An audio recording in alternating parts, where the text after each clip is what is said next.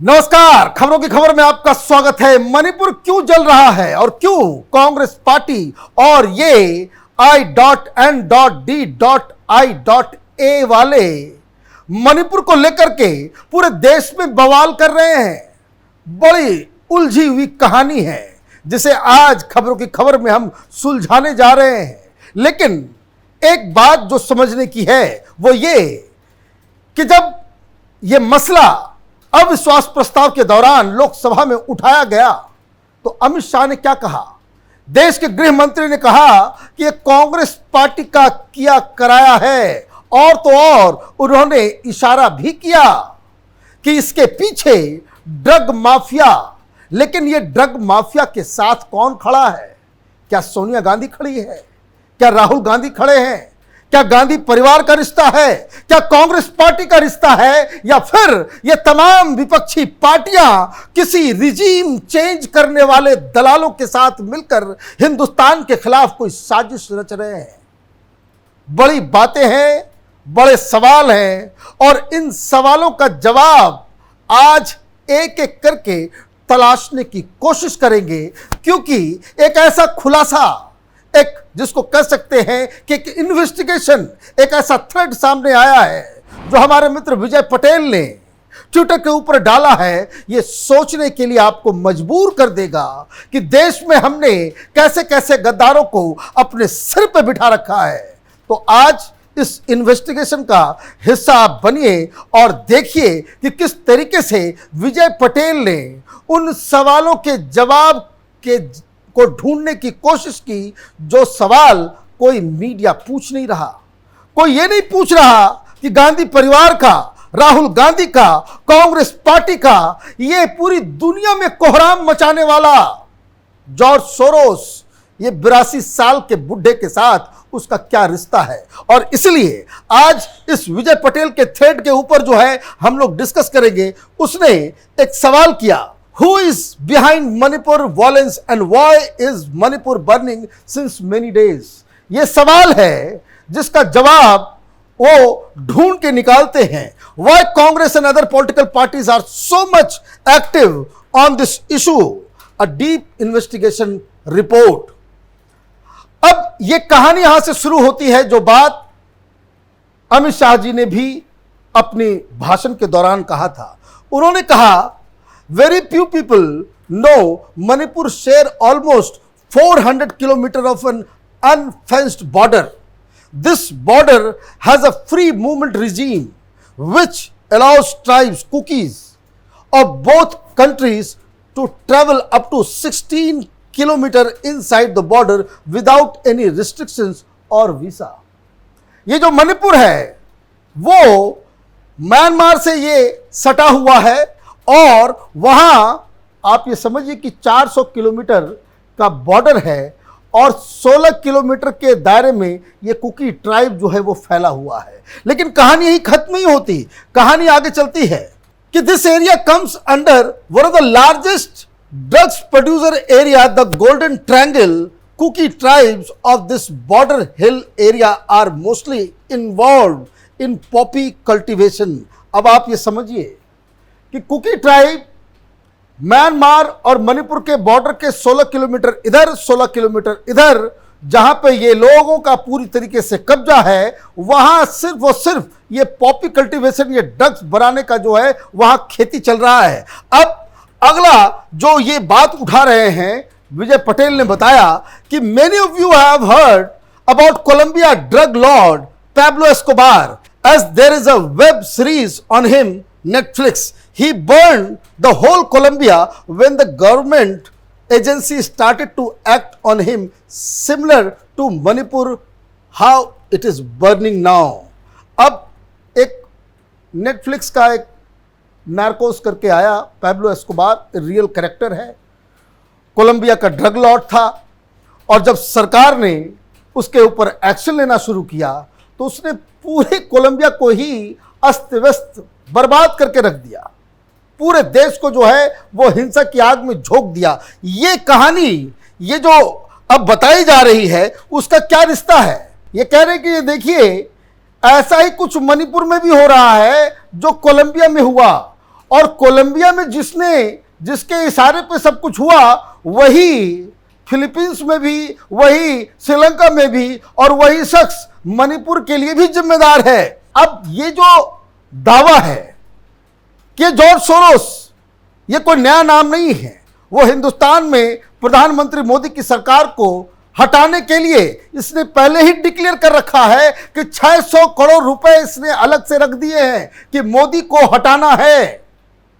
आपने देखा किस तरीके से अडानी के ऊपर उसका एक बयान आया था कि अडानी गिरेगा तो मोदी सरकार भी गिरेगी, और उसके बाद वो हिंडनबर्ग की रिपोर्ट जो है वो आ गई, और उसके बाद ये सारा कुछ जो है वो खेल शुरू हुआ। अब ये दावा तो इन्होंने कर दिया, और जो इन्वेस्टिगेट करके जो तथ्य को इन्होंने निकाला, विजय पटेल है, वो उन्होंने बताया, according to the executive intelligence review EIR, Soros has made money from drug financing by investing in it directly and with his closely identified Gilinski family in Colombia. अब देखिए कहानी अब बड़े इंटरेस्टिंग मोड़ पे जा रही है, और उसने ये तमाम इस तरह के मटेरियल्स को निकाला। ये जो बताया गया EIR इन्वेस्टिगेटिव रिपोर्ट है, जिसमें ये साफ साफ ये वेलेरी रस की किताब का आर्टिकल है, जिसमें लिखा हुआ है Soros role in the drug take over of Colombia.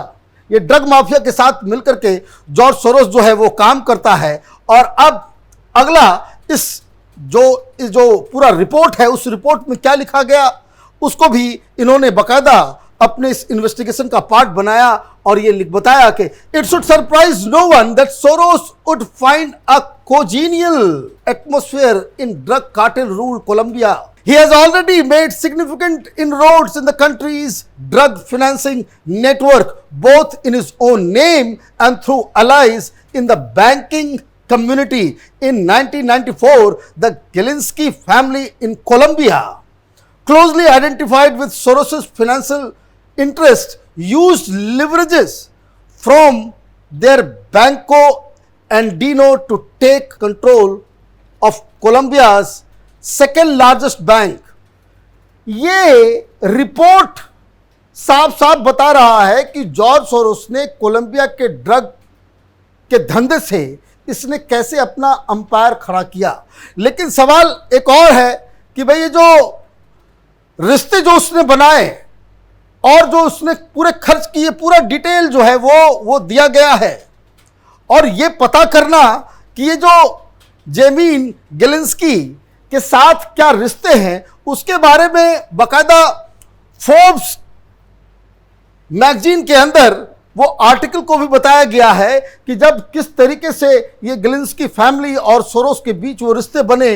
Source he like me immediately, गिलिंस्की says, ये फोर्ब्स पत्रिका की रिपोर्ट है, he saw my eyes, he saw my self and he said what do you need. और ये बताया जाता है कि जो पहली मुलाकात में जब हमने बताया कि हमें सारी चीज़ें की ज़रूरत है, उसके पास पैसे नहीं थे, जॉर्ज सोरोस ने इस गिलिंस्की फैमिली को खड़ा किया, उसे पैसे दिए और वो सारा धंधा बैंक के जरिए वहाँ पे ड्रग कार्टेल को बनाने में और उससे मुनाफा कमाने में इसने जॉर्ज सोरोस ने अपना वहाँ पूरा अंपायर खड़ा किया। अब एक बात अब तक क्लियर हो गया कि कोलंबिया में जो ड्रग कार्टेल काम कर रहा था, जॉर्ज सोरोस ने उससे खूब पैसे कमाए। उसको समझ में आ गया कुछ बनाने की जरूरत नहीं है, आप इस तरीके से रिजीम में चेंज कर दो, वहां के गलत धंधों को लीगलाइज करवा दो, ड्रग को लीगलाइज कर। ये जॉर्ज सोरोस एक ऐसा शख्स है जो पूरी दुनिया में ड्रग ट्रेड को लीगलाइज करवाना चाहता है। और अब कोलंबिया में इसने जो काम किया वही काम ये हिंदुस्तान में भी कर रहा है, क्योंकि इसने तो कहा है भाई 600 करोड़ रुपए हम देंगे। 600 करोड़ रुपए कहां से आएंगे? ये ड्रग्स के पैसे, और यही पैसा ये जा रहा है कैंपेन में, यही जा रहा है दलाल पत्रकारों में। ये तमाम ये जो पैसे का जो खेल हो रहा है, ये सारी चीजें ये ड्रग के पैसे से आ रहा है। Now come back to Manipur and Burma. In 1994, Soros started the Burma Project to replace the military government of Burma and to put his puppet government. और यही काम इसने बर्मा में भी किया। बर्मा में, ये म्यांमार में अपने हिसाब से जो है वो सरकार बनाना चाह रहा था, जिस तरीके से वो कोलंबिया में सारी चीजों को हैंडल कर रहा था, क्योंकि यहां पे ड्रग्स का धंधा चालू है, ड्रग्स पॉपी जो है वहां पे कुकी जो है कम्युनिटी कर रही है वहां पे। Soros has started to fund Kuki communities and their organization heavily with the Burma project. He started to give funds to student union, to scholarship from culture groups, to NGOs. Why Kukis? अब कुकी लोगों को ही ये क्यों कर रहा था? क्योंकि वही ये जो जमीन 16 किलोमीटर मणिपुर के उधर बर्मा की तरफ और 16 किलोमीटर इधर, वहां जो ड्रग्स का जो पॉपी जो बनाया जा रहा था, जो वहां पैदा किया जा रहा था, उसके लिए अब ये बात तो क्लियर है। अब आगे, अब आप देखिए, अब इसमें उसने पूरी लिस्ट दी कि किस तरीके से जॉर्ज सोरोस ये ओपन सोसाइटी की तरफ से अलग अलग कुकी ऑर्गेनाइजेशंस को बर्मा प्रोजेक्ट के तहत वो फंड कर रहा था। All Burma student democratic front, इस तरह के तमाम लिस्ट इसने दिए हैं। Burma library, free Burma coalition USA, Korean solidarity organisation Thailand, Mizzima news group India, Muslim salvation organisation of Burma, Thailand में बना हुआ ये ऑर्गेनाइजेशन। तो आप देखिए कि किस तरीके से इसने अलग अलग चीज़ों के नाम से, जैसे ये देखिए हिंदुस्तान में भी बहुत सारी ये लेफ्ट लिबरल कबाल, ये दलाल पत्रकारों का जो जत्था है, ये अलग अलग तरीके से, ये नक्सलाइट्स, तो ये सेपरेटिस्ट, ये एनजीओ खोल करके और पता नहीं क्या क्या करके ये वामपंथियों को पैसे दिया करता था। ये तो ऑलरेडी पब्लिक डोमेन में है। अब ये बर्मा कनेक्शन आया। In the same year in 1994 Soros form a think tank FDL-AP in which Sonia Gandhi was co-president and Burmese politician Aung San Suu Kyi is senior advisor. The priority of this group was to set up a puppet government in Burma. ये देखिए, ये FDL-AP का बाकायदा website से निकाल करके बताया गया कि जॉर्ज सोरोस ने ये बनाया। सोनिया गांधी वहां नजर आ रही है को प्रेसिडेंट के रूप में, वहां भी और भी लोग हैं, आंग सांग सू की है लीडर वहां, ये सारी चीजें। और उसने ये भी दिखाया कि जो उसके वेबसाइट पे ही लिखा हुआ है कि किस तरीके से वहां फाइनेंशियल सपोर्ट में लिखा साफ है कि FDL-AF continuing existence and activity are due to large part of generous contribution from Soros foundation. अब क्या चाहिए? बर्मा में एक पपेट गवर्नमेंट बने, आंग सान सू की को वहां पे सरकार का इंचार्ज बनाया जाए, इस पर्पस से आपने ये सारा कुछ किया। और ये तमाम चीजें कि भाई क्या क्या करना है, नहीं करना है, क्या इनिशिएटिव ले रहे हैं, the role of NGO furthering political change in Burma, ये रिजीम चेंज करके अपने पपेट गवर्नमेंट को वहां बिठा करके वो सारा काम, ताकि उसका ड्रग का धंधा जो है वो चल सके। और उसने तस्वीर भी दी कि आंग San Suu Kyi is very close to Soros and that's why the deep state of USA wants to make her PM of Burma. ये देखिए जॉर्ज सोरोस, ये 82 साल के बुड्ढे के साथ आंग सांग सू की का जो है वो की तस्वीर, सारी चीजें ये राव साहब दिख रही है। Soros has also started a drug policy alliance. With the help of its funding, he wants to change government policies. He wants to make drugs legal. He wants to decriminalize drug related crimes. ये पूरी दुनिया में यही कहना चाह रहा है, क्योंकि ड्रग के धंधे से ही इसका पूरा सब कुछ चल रहा है। और ये प्रॉब्लम होता है, कई सारे देश में जो है वो मौत की सजा है, और इसको लेकर के वो हर जगह कैंपेन चलाता है। और जहां जहां ये ड्रग्स का धंधा है वहीं वहीं इसके इंटरेस्ट और वहीं वहीं वो रिजीम चेंज का हिसाब किताब में लगा। With the fund Soros is helping to advocate drug criminal in the name of human rights all over world including Burma. अब कहानी आगे बढ़ती है। श्रीलंका में क्रैकडाउन हुआ, ड्रग माफिया के ऊपर कार्रवाई शुरू हुई। In 2018, Sri Lanka started a crackdown on drugs drug cartels and declared death penalty to drug lords and traffickers. Soros had warned Sri Lanka to that by doing this they are playing with the disaster. और जब वहां पे लगाया गया कि भाई death penalty होगी drug का धंधा करने वालों को, इमीडिएटली इसने जो है एक थ्रेटनिंग दिया और ये किया, और बकायदा विजय पटेल ने उसके ट्वीट्स को निकाल करके वो दिखाया. Duterte's violent crackdown on drugs in the Philippines is not a model to follow. Sri Lanka is unfortunately doing just that as reinstate the death penalty for the drug offense. ये देखिए, और बकायदा जो है ये OpenSociety.org में बकायदा इसने लिखा, श्रीलंका's government is flirting with disaster.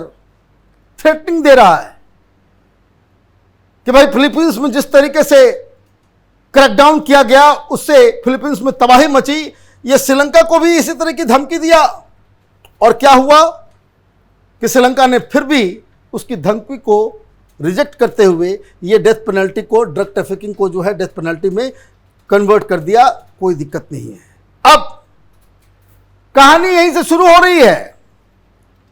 यह बात तो क्लियर हो गया कि ये ड्रग्स, रिजीम चेंज, बर्मा, हर जगह जॉर्ज सोरोस के पदचिन्ह मिल रहे हैं. मतलब ये कि जॉर्ज सोरोस ये चाहता है कि भाई हिंदुस्तान में भी ये ड्रग्स का जो धंधा जो मणिपुर में ऑपरेट हो रहा था इसके ऊपर कोई कार्रवाई नहीं हो, और कार्रवाई कर दी गई तो वहां फिर से वो बवाल मच गया. लोकसभा के अंदर कांग्रेस पार्टी पूछ रही थी हथियार कहां से आ रहे हैं, इतने सोफिस्टिकेटेड वेपन कहां से आ रहा है, गोलियां कहां से आ रही है, बारूद कहां से आ रहा है, पैसा कहां से आ रहा है. जवाब तो यहीं सामने मिल रहा है. सोनिया गांधी को मालूम होना चाहिए, कांग्रेस पार्टी को मालूम होना चाहिए कि जॉर्ज सोरोस का क्या इंटरेस्ट है इसके अंदर. क्योंकि अब सरकार ने यह बताया, यही बात अमित शाह लोकसभा के अंदर बता रहे थे कि between 2007 and 2018 over 18,664 acres of poppy cultivated land have been destroyed by the state forces. 18,664 एकड़ जमीन जहां पे ये पैदा किया जा रहा था उस खेतों को डिस्ट्रॉय सरकार ने किया. And 963 drug traffickers including 195 women were arrested under the NDPS Act between April and June 2019. Clear कहानी. 900-950 के आसपास लोगों को गिरफ्तार किया गया. 18,500 एकड़ जमीन से जो है पॉपी को खत्म किया गया. तो बवाल शुरू होना था, जॉर्ज सोरोस को परेशान होना था. वो परेशान हुआ और कहानी शुरू हो गई, वहां हिंसा भड़क गई, और ये लोग चाहते हैं कि किसी भी तरीके से ये स्टेटस को जो हो मेंटेन रहे. कुकी लोगों को अलग लैंड दे दिया जाए, वही राइट दिया जाए. और सबसे बड़ी चीज, इस सरकार ने उस जो अनफेंस्ड 400 किलोमीटर है उसके ऊपर फेंसिंग डालना शुरू किया. तो कहने का मतलब ये है कि ये जो पूरा जो ड्रग का कारोबार था उसके ऊपर कार्रवाई शुरू हो गई. If 963 drug traffickers have been apprehended in this small state, it gives an indication of the enormity of the narco politics that is grappling with close proximity of Myanmar, which is a major player in the international drug circuit, adds another dimension, and the involvement of Chinese nationals complicates the drug scenario considerably. यही बात तो नरवणे साहब ने कहा. चीन का भी role है, विदेशी ताकतों का भी रोल है, ये साफ, बिल्कुल साफ साफ नजर आ रहा है. और जॉर्ज सोरोस इन्वॉल्व है. सरकार को बदलना है, रिजीम चेंज करवाना है. 600 करोड़ रुपए का उसने, अब राहुल गांधी फिर जा रहे हैं विदेश, यूरोप में, पता नहीं किससे किससे मिलेंगे. तो ये सारी चीजें जो है ये आज सामने आई है. और इसीलिए ये सवाल जो विजय पटेल ने उठाया है वो बड़ा लाजमी है. when Sonia Gandhi herself was working in Soros's funded think tank, and if Soros is a friend of Fori Nehru, why should we be surprised when the daughter of Manmohan Singh work for Soros? Manmohan Singh की बेटी भी काम करती है, और ये जो friend, ये फोरी नेहरू अब तो नहीं है, लेकिन ये गांधी परिवार से जुड़े हुए हैं, मोतीलाल नेहरू के बड़े भाई के खानदान से जुड़े हुए लोग, और इसके लिए बकायदा चंडीगढ़ तक वो मिलने के लिए जॉर्ज सोरोस आए थे।